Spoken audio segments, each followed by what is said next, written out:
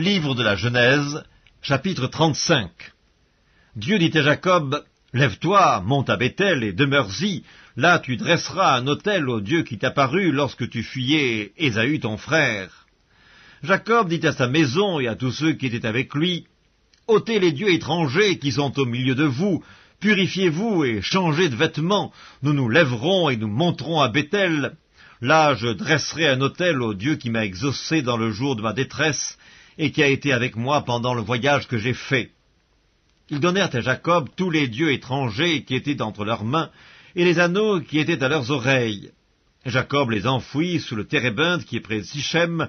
Ensuite, ils partirent.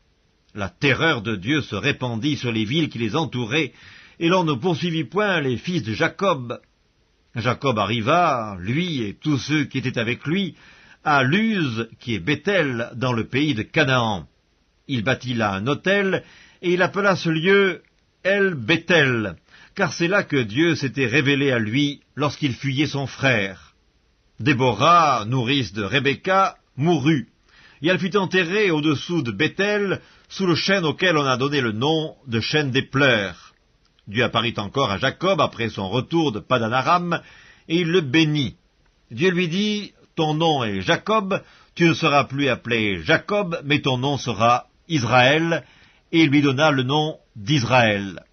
Dieu lui dit, « Je suis le Dieu Tout-Puissant, sois fécond et multiplie. Une nation et une multitude de nations naîtront de toi, et des rois sortiront de tes reins.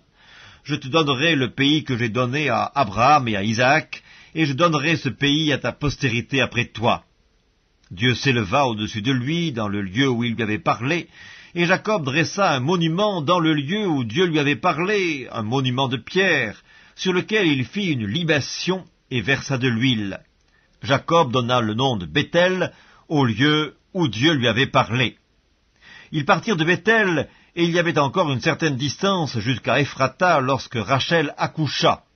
Elle eut un accouchement pénible, et pendant les douleurs de l'enfantement, la sage-femme lui dit, « Ne crains point, car tu as encore un fils. » Et comme elle allait rendre l'âme, car elle était mourante, elle lui donna le nom de Ben-Oni, mais le père l'appela Benjamin. Rachel mourut, et elle fut enterrée sur le chemin d'Ephrata, qui est Bethléem. Jacob éleva un monument sur son sépulcre, c'est le monument du sépulcre de Rachel, qui existe encore aujourd'hui. Israël partit, et il dressa sa tente au-delà de Migdal-Éder.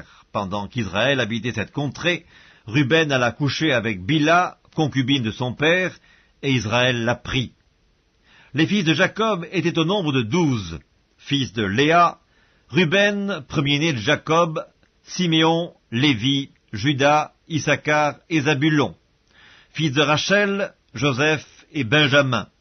Fils de Bila, servante de Rachel, Dan et Nephtali. Fils de Zilpa, servante de Léa, Gad et Azer. Ce sont là les fils de Jacob qui lui naquirent à Padan-Aram. Jacob arriva auprès d'Isaac son père à Mamré, à Kirjat-Arba, qui est Hébron, où avaient séjourné Abraham et Isaac. Les jours d'Isaac furent de 180 ans, il expira et mourut, et il fut recueilli auprès de son peuple, âgé et rassasié de jours.